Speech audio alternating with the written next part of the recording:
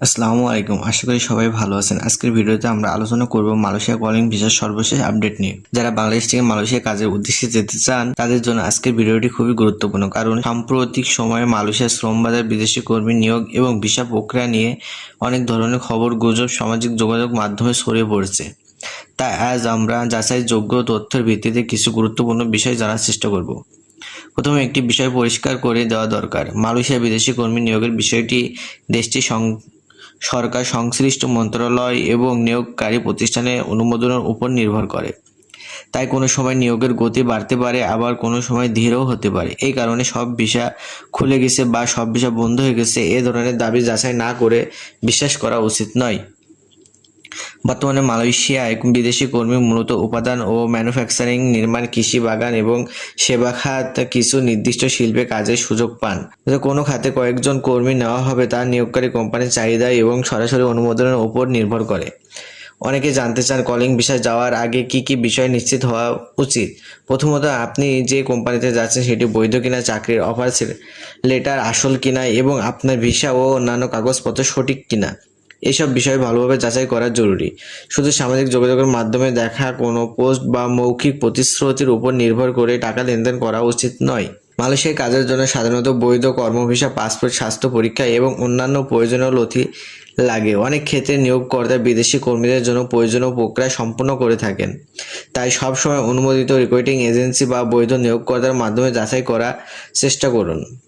আরেকটি গুরুত্বপূর্ণ বিষয় হলো, বর্তমানে বিভিন্ন দেশে বিদেশি কর্মীদের জন্য ডিজিটালভাবে সংরক্ষণ করা হচ্ছে। তাই পাসপোর্টের তথ্য, ভিসার তথ্য এবং অন্যান্য নথিতে কোনো ভুল থাকলে পরে সমস্যায় পড়তে পারেন। তাই বিদেশ যাওয়ার আগে সব কাগজপত্র ভালোভাবে মিলিয়ে নিন। অনেক সময় জানতে চান মালয়েশিয়ায় গিয়ে কোম্পানি পরিবর্তন করা যায় কিনা। এর উপর নির্ভর করবে আপনার কর্ম চুক্তি, মালয়েশিয়ার প্রচলিত আইন এবং সংশ্লিষ্ট কর্তৃপক্ষের অনুমোদনের উপর। তাই কোনো সিদ্ধান্ত নেওয়ার আগে নিয়োগকর্তা এবং সংশ্লিষ্ট কর্তৃপক্ষের নিয়ম সম্পর্কে নিশ্চিত হওয়া উচিত।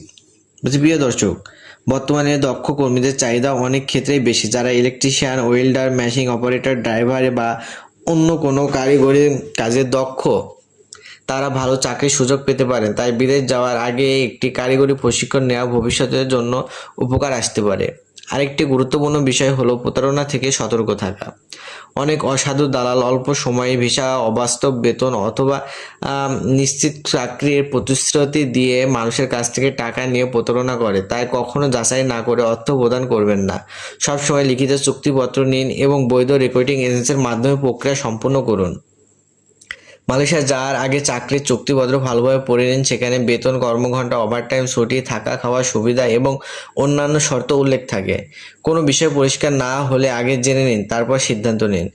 সবশেষে বলবো, মালয়েশিয়া কলিং ভিসা ও বিদেশি কর্মী নিয়োগের পরিস্থিতিতে সময়ে সময়ে পরিবর্তিত হতে পারে। তাই সর্বশেষ তথ্যের জন্য সব সময় মালয়েশিয়ার সংশ্লিষ্ট সরকারি কর্তৃপক্ষ, বাংলাদেশে অনুমোদিত রিক্রুটিং এজেন্সি এবং নির্ভরযোগ্য সরকারি ঘোষণার উপর নির্ভর করুন। গুজব নয়, সঠিক তথ্যের ভিত্তিতে সিদ্ধান্ত নিন, তাহলে নিরাপদভাবে বিদেশ যাওয়ার সম্ভাবনা অনেক বেশি থাকবে।